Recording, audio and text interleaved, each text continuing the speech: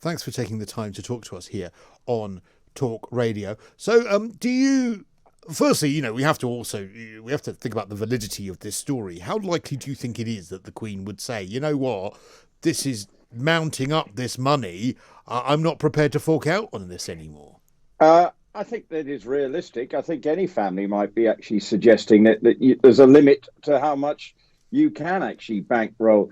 But I think at the moment we're getting into this we've been in this no man's land of stories at the moment. Since obviously we had the hearing, we expected Justice Kaplan to actually give his verdict soon, but it's not happening currently anytime soon. So what we've seen now is a sort of feeding frenzy of speculation.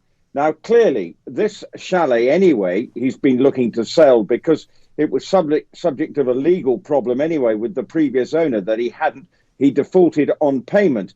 But that was then put aside because on the proviso that the chalet would be sold. So if you say 17.6 million or whatever it's been talked about as its value, he's not going to get all of that because I think he's going to have to give some of it to the previous owner.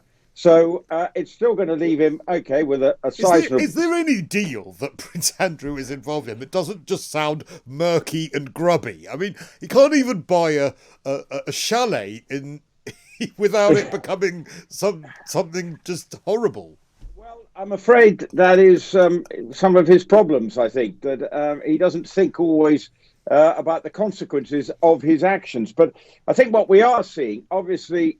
this would obviously help pay it, and there has to be a limit to where the Queen goes with this. You're also hearing about the question that Virginia Giuffre might take a settlement. But on the other hand, you're also hearing stories, no, she doesn't want to do that because that actually is not helping the cause of people in similar circumstances if she just takes the money and run. And one of the proviso things that people have been saying about her, she's just looking for another payday. So she has got herself in a situation where perhaps she does need to go to court. And actually, in many ways, for Prince Andrew, if he's innocent, as we've always said, then surely he wants to clear his name in whatever legal process that means. But he has been, as you and I have discussed before, he seems quite reluctant, even though, as you just alluded to, he's denying any impropriety, denying any involvement, denying actually ever even having met Virginia Giuffre, but he has tried through various technicalities and failed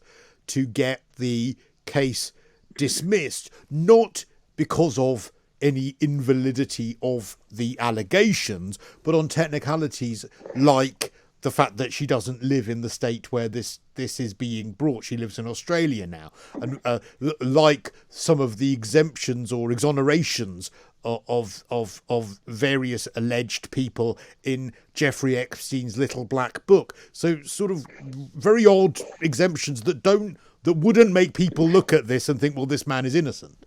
Well, yes, and the fact that he seemed to take forever. He was dodging around from whichever royal estate to avoid being handed legal papers. So I think the whole situation has never been a particularly good look. And obviously, this is all coming to a head now in many ways because you've got the chalet stories, obviously, the Queen allegedly saying that she's not going to bail him out anymore. It wouldn't come from state funds. It would come from her private income. So people to say, well, but obviously she is a wealthy woman in her own right. So she could bankroll him if it felt appropriate. But I think what she is saying that Andrew has to sort this out himself. And it appears that it's him, his legals team, and his ex-wife, Sarah, involved in sort of putting up the case for the defense and really for them to just get on with it. And I think that in many ways means, well, you have to pay for it as well. And let's be quite clear, the legal team that he's got working for him in the States would not come cheap. So the bills are mounting up every day. And he needs to make sure he's got the funds available. And if he sells the house in Verbier, or the very multi-million-pound chalet in Verbier, he currently does not own any property. So his life is unraveling before him at the moment in a way that I don't think he imagined. And he's becoming increasingly isolated within his own family. And this is an example of this.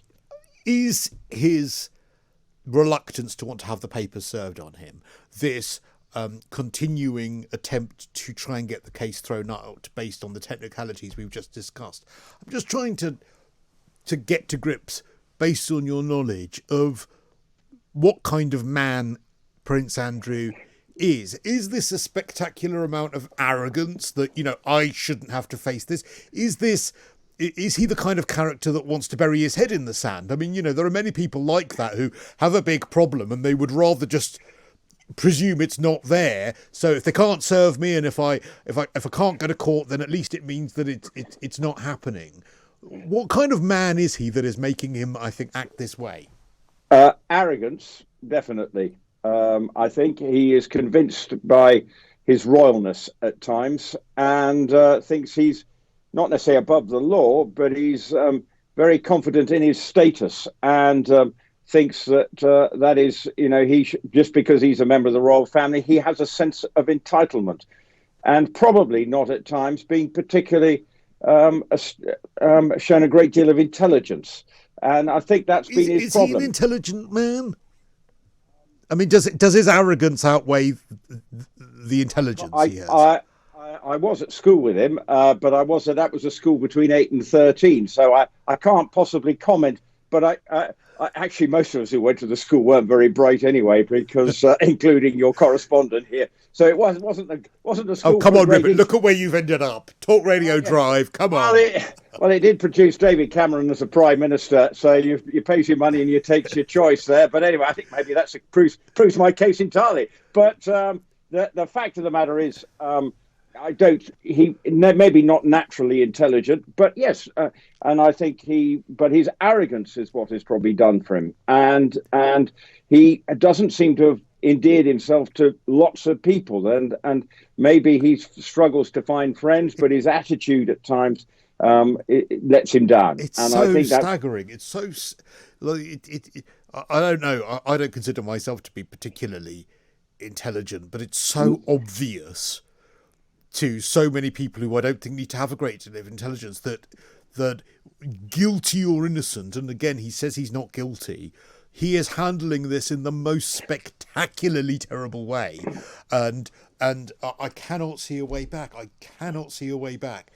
When it comes to the British public. We've got to leave it there. I'm so sorry, Rupert Bell, Talk Radio's royal correspondent.